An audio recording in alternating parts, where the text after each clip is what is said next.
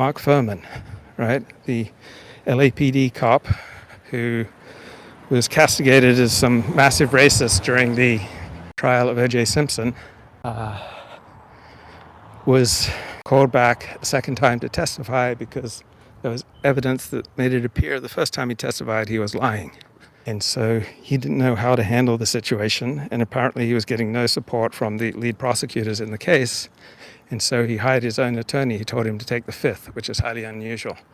And so when the defense asked him, did you tamper with evidence? Did you plant evidence? He said, I plead the fifth. So from my perspective, not being a lawyer, but from my perspective, that was a bad choice by Mark Fuhrman. He should not have allowed people to speculate that he planted evidence, that he tampered with evidence, if he could easily make a strong case that he didn't.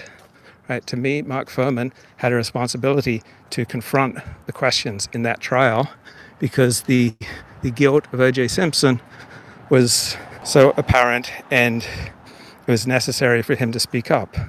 Mark Fuhrman was asked in his first line of questioning, do you use the N-word in the last 10 years? And he said no. Now, apparently Mark Fuhrman had used the N-word while helping a friend who was a screenwriter create a dramatic cop character who used the N-word. So I could understand why Mark Fuhrman might feel this wasn't me. I was playing a character on these tapes, trying to create a dramatic story for my friend, a screenwriter, and I was playing a racist cop character, and I was trying to juice and create excitement and drama for my friend, the screenwriter. And so I did not consider that me using the N-word. Let's say that I was an actor and I was hired to play a role, and part of my role was to say the N-word, right? And this occurred 9 years ago. And then I testified that I had not used the N-word in 10 years, right? Because that